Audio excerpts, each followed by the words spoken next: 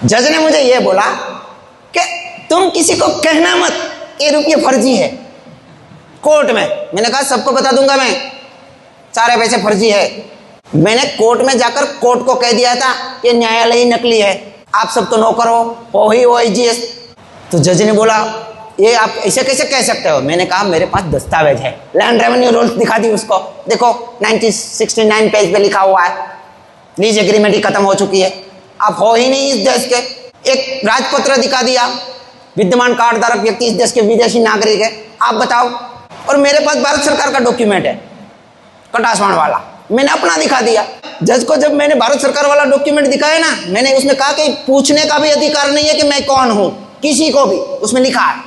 मेरा आवेदन आया था हिंदी में बन के, तो मैंने कोर्ट को आवेदन दे दिया कि मैं जज साहब एक बार ये पढ़ लीजिए, कल हम कोर्ट में उतरेंगे तो हम बताएंगे भाई आपको भी एक एप्लीकेशन दे रखी है हमने, आपने तो पढ़ी नहीं। तो जज ने मुझे ये कहा कि ये हिंदी नहीं चलेगी, आप गुजराती में करके आइए। मैंने तुरंत जज के सामने कह दिया कि भाई हिंदी कैसे नहीं चलेगी, भारत की राष्ट्रभाषा है हिंदी, आप मना कैसे कर सकते हो। तू तड़ाक से बात चलती थी, क्योंकि हम तो वकील है ही नहीं कि वकील की भाषा में बात करें। तो जज ने मुझे ये कहा ये देश में अंग्रेजी और गुजराती ही चलेगी, भारत की राष्ट्रभाषा हिंदी नहीं है। तो तुरंत खड़े खड़े होकर RTI लिख दी और जज को दे दी, आप बता दीजिएगा। RTI में RTI लेने को तैयार ही नहीं था जज, 3 दिन RTI नहीं ली मेरी, सुबह से शाम तक बैठा रहता, भाई मेरी एप्लीकेशन कोर्ट ले ले। 7:30 बज जाते थे रात के, जब तक मैं वहां बैठा था जज जा ही नहीं सकता था। 3 दिन तक बैठा रखा उनको। ये RTI का नियम होता है कि जो भी जाए उसको स्वीकार करना, बस उसका इतना ही काम है। अगर उसके पास इसका जवाब नहीं है तो वो दूसरी तरह ट्रांसफर कर सकते हैं कि भाई इसका जवाब हमारे पास नहीं, हमने दूसरी जगह ट्रांसफर कर दिया है आपके RTI का। जज ने 3 दिन RTI नहीं ली मेरी, और सारे वकीलों को बुलाया, सारे वकील आ जाओ और इसको समझाओ। मैंने कोर्ट को पढ़कर रहा था कि आप नकली हो सब, और सारे दस्तावेज 30 दिन मेरे बैग में थे। जितने भी वकील आया ना, मैंने उसको ये कहा कि भाई आपके पास आपके वकीलातनामा असली है कि हाँ। मैंने कहा सुप्रीम कोर्ट नकली है तो आप असली कैसे हो सकते हो, लीज एग्रीमेंट 1969 में खत्म हो चुकी है, अब है ही फर्जी। सारे दस्तावेज जब मैंने उसको दिखाए तो उसकी आंखें फटी की फटी रह गई, सारे वकीलों की। मैंने सबको कहा जो मैं कोर्ट में बोला हूं ना ऊंची आवाज में, किसी को बोलने का अधिकार नहीं है। आप ऊंची आवाज में जज के सामने बात नहीं कर सकते, आपको तुरंत कंटेम्प्ट ऑफ कोर्ट करके जेल भेज देंगे। और मैं पहली बार ही गया था, मुझे कोई ज्ञान नहीं था कि कोर्ट में किस तरह से बात करनी है, और पहले मैंने अपनी सेफ्टी कर रखी थी। भारत सरकार वाला डॉक्यूमेंट बनाकर रखा था कि चलो अगर मुझे जज फंसाता है और जेल में डाल देता है तो मैं बच सकता हूं। मगर मैं सही था, मेरे पास सारे दस्तावेज थे, मैंने दिखाए, इसलिए जज ने कोई एक्शन ना ले। क्योंकि पहली बार जज को यह हुआ कि कोई बंदा आकर मेरे सामने खड़े से तू तड़ाक से बात कर रहा है। जितने भी वकील को मैंने कोर्ट में देखा, जी हुजर, जी सर, हाँ सर, ओके, इस तरह से बात करते हैं, और सारे हरामखोर मिले हुए होते। पहले से ही बता देता हूं, लोन वाले मसले में आपको ही उतरना पड़ेगा और कोई चलेगा ही नहीं, तो ही आप बच सकते हो, और कोर्ट को आपकी बात सुनना ही पड़ेगा। सारे एविडेंस इकट्ठा करिए। आपको अगर खबर, अगर यूँ समझ लीजिए कि नहीं आता है तो आप मुझे कॉल कर रही, मैं आपको गाइड करूंगा। जितने भी लोगों को मैं समझाता हूं ना, मैं उसको पहले ये कहता हूं भाई लड़ाई आपकी है, आपको ही लड़नी है, मैं सिर्फ गाइड कर सकता हूं कि इस तरह से आप जाइए, मैं आपके साथ भी नहीं आऊँगा। पुलिस के पास जाता हूँ तो पुलिस कहता है कि ये सिविल कोर्ट का मैटर है, हम नहीं ले सकते, कलेक्टर कहता है हम नहीं ले सकते, तहसीलदार कहता है हम नहीं ले सकते, कोर्ट कहती है हम नहीं ले सकते, तो लेगा कौन? फिर तो मुझे हथियार उठाना पड़ेगा। कानून में ये भी प्रावधान है, सारे दस्तावेज, सारे एक्ट पहले से अब तक के, घनश्याम जी की बुक में से भी दस्तावेज निकाल कर रेगुलेशन उसमें डाल दिया कि देखो ये रेगुलेशन, वो रेगुलेशन, ये सब डाल दिए, और सब जब जज को दे दिया कि देखो पढ़ लीजिए। जज ने एक बंदा बुलाया कि भाई इसको स्टडी कीजिए कि इस भाई को भारत सरकार ने कहा है कि सारे पैसे फर्जी है, तो आप इसको पढ़कर आप हमें अगली तारीख को मुझे तो उन्होंने तारीख दे दी है कि 8 दिन के बाद आप आना, तब स्टडी कर लेंगे, फिर हम आपका केस लेंगे। केस लेता ही नहीं था, मुझे जब भी जाता था तारीख दे देता था, जब भी जाता था तारीख दे देता था। एक दिन दिमाग घूम गया तो कह दिया कोर्ट के अंदर कि भाई आप एक्शन ले लेते हो कि वरना मैं एक्शन ले लेता हूँ, खारिज कर दीजिए। अगर आप नहीं ले सकते हैं तो मेरा केस, तो मैं ऊपरी कोर्ट में चला जाता हूँ। अब मेरा केस लग गया है, समझ भी बच गए और 30 तारीख को हेयरिंग है मेरी। जज ने मुझे ये बोला कि तुम किसी को कहना मत कि रुपये फर्जी है कोर्ट में। मैंने कहा सबको बता दूंगा मैं, सारे पैसे फर्जी है। मेरा काम ही है, एक केस मेरा लेंगे, पीछे सैकड़ों खड़े हैं। ये जरोना वाली बूटी वाला एक बार मैंने स्टेज ऊपर से थोड़ा सा छेड़ दिया था, मुझे ढूंढ रही थी सरकार, और कमेंट में गंदी गंदी गालियां इतनी मुझे दिए हैं ना सब लोगों ने, और मेरी बीबी मुझे डांट रही थी। ऐसा क्या है कि तुमको इतनी समाज सेवा करने का पड़ा है, देखो सुनाई नहीं देती, इसी गालियां लिखी है। मैं क्योंकि चलो थोड़े देर ठहर जाओ, अपने आप सब निपट जाएंगे। अपना काम है लोगों को जागरूक करना, समझे तो ठीक है, वरना कहीं नहीं। 15 दिन बाद एक्स्ट्राजेनिका ने स्वीकारा कि इससे साइड इफेक्ट होते हैं, फिर जाकर मैं सेफ हुआ। मैं कहता हूँ अब जितने भी गाली दिए हैं ना वो सब निपटने वाला है थोड़े दिन में, ठहरिए। हमारा काम है लोगों को जागरूक करना, हम करेंगे, माने या ना माने हमसे क्या मतलब है। ये नोट है भारत सरकार को 50 रुपये की, जिसमें लिखा है गवर्नमेंट ऑफ इंडिया। कब की है पता है आपको? 1934 के पहले की है ये, जब आरबीआई बना नहीं था।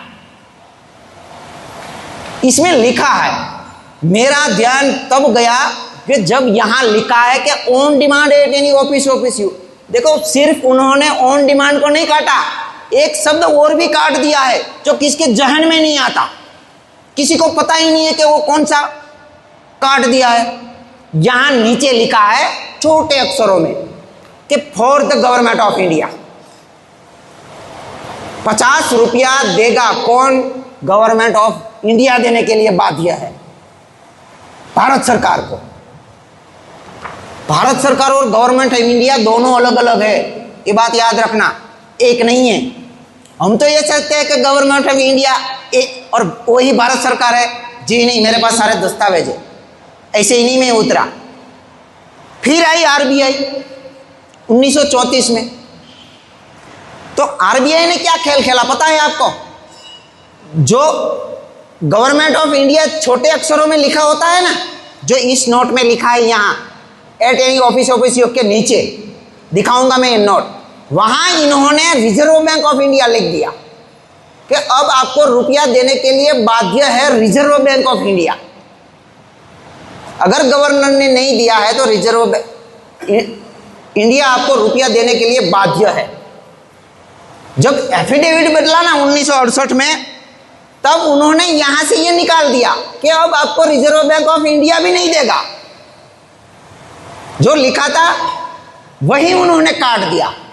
अब ये सिर्फ एक पर्ची है, इसके बदले में आपको रुपया कभी मिलेगा ही नहीं, क्योंकि रुपया रिजर्व बैंक ऑफ इंडिया आपको देने के लिए जो बाध्य था और जो नोट में लिखा था वही उन्होंने इसको काट दिया। अब कोई नहीं देगा। फिर मेरे पास एक नोट और आई, आप सोच भी नहीं सकते उस तरह का उन्होंने इसको खेला है। देखो मजे की बात, ये है 10 की नोट ऑन डिमांड वाली, और ये है 10 की नोट ऑन डिमांड में इसमें नहीं है। इस नोट को खींच के इन्होंने ये नोट जारी किया है, same to same, copy to copy. किसी को पता ही न चला कि नोट बदल गई। आप देखेंगे तो आपको पता चलेगा कि इतना डिफरेंस, सेम पीछे same to same, copy to copy. Affidavit को बदल दिया। रुपया कैसे छपता है वो मैं आपको बता देता हूँ कि रुपया छापने की प्रक्रिया क्या है। जैसे जमीन से कोई हमारा अन्न पैदा होता है, किसान जब अन्न उत्पन्न करता है तो पटवारी उसको रजिस्टर करता है कि इस गांव से इतना अनाज का उत्पादन हुआ है, फिर इस जिले से इतना का हुआ है। वो सारा रिपोर्ट वो तहसीलदार को देता है, तहसीलदार देता है कलेक्टर को, डीएम को, और डीएम सरकार को कहता है, फिर जाकर रुपया छपता है और ये छपता है। ये छपेगा, उसके बाद गोल्ड रखा जाएगा रिजर्व में। मजे की बात बताओ आपको बैंक में जाके 1 रुपये की करेंसी नोट मांगना है, जो कोर्ट में उतरने के लिए आपको बता देता हूं कितनी मांगनी है, 1 लाख की मांगनी है। भाई 1 लाख की करेंसी नोट मुझे दे दीजिए। उसकी एप्लीकेशन मैंने बनाई है, वो मैं डाल दूंगा। वो फॉर्म भर के आपको बैंक को दे देना है। अकाउंट में रुपया भी होना चाहिए, मगर कौन से, जिसमें से ईएमआई कटती ना हो उसमें डालना है भाई, वरना वो तुरंत काट लेंगे जैसे ही डालोगे तो। हाँ, जिसमें से ईएमआई नहीं कटती उसमें 1 लाख रुपया डालना है और 1 रुपये की करेंसी नोट की एप्लीकेशन को बैंक को दे देना है कि भाई 8 दिन के अंदर मुझे करेंसी नोट दीजिए 1 रुपये की। देगा ही नहीं, क्योंकि है ही नहीं। फिर हम कोर्ट में जाकर कह सकते हैं कि बैंक ने मुझे 1 रुपये की करेंसी नोट नहीं दी। और कानून में ये लिखा है, आरबीआई की धारा 39, आरबीआई एक्ट जो 1934 है ना, उसमें धारा 39 में लिखा है कि धारक के मांगे जाने पर 1 रुपये की करेंसी नोट देने के लिए बाध्य है बैंक। अगर वो नहीं देता है बैंक तो वो अपनी बाध्यता से मुक्त हो जाएगा, सारे के सारे फर्जी हो जाएंगे। फिर क्या करना है, फिर चेक लेकर रुपया मांगने चले जाना है बैंक के अंदर। बैंक तो रुपया देगा नहीं चेक के बदले, इसके बदले भी गवर्नर रुपया नहीं देगा, चेक के बदले भी गवर्नर रुपया नहीं देगा। तो हम कोर्ट में अपनी बात रख सकते हैं कि बैंक ने मुझे करेंसी नोट भी नहीं दी और रुपया भी नहीं दिया, अब मुझे रुपया दिलाओ आप। फिर हम कोर्ट से मांग लेंगे, फिर आप हम दिला दीजिए, वरना हम ले लेते हैं अपने तरीके से। कानून में एक प्रावधान लिखा है, एक बता देता हूँ, सेल्फ डिफेंस का। आईपीसी में धारा थी 96 से 106 कि जिसमें गर्दन काटने का प्रावधान है। अगर आप पे हमला हुआ हो तो आप गर्दन काट सकते हो, पर इसके लिए पहले आपको पुलिस को इत्तला करनी है कि मुझे इन लोगों से दुश्मनी है। अगर उन्होंने मुझे अटैक किया तो मैं हाथ में हथियार उठा लूँगा। इसमें बैंक वालों का नाम लिखना कि बैंक वाले गुंडे अगर मेरे घर पे आते हैं और गाला गलीज करते हैं तो मैं तुरंत हथियार उठा लूँगा। पहले पुलिस को इत्तला करनी है। होगा क्या, उससे पहले अगर काम करोगे हथियार उठाने का तो पुलिस अपने ऊपर चढ़ जाएगी कि हम यहाँ नहीं बैठे, कानून हाथ में कैसे ले सकते हो। पहले एप्लीकेशन डाल देनी है और पुलिस ही उसको कह देगा वहाँ जाना मत घर पे, वरना गर्दन कट जाएगी।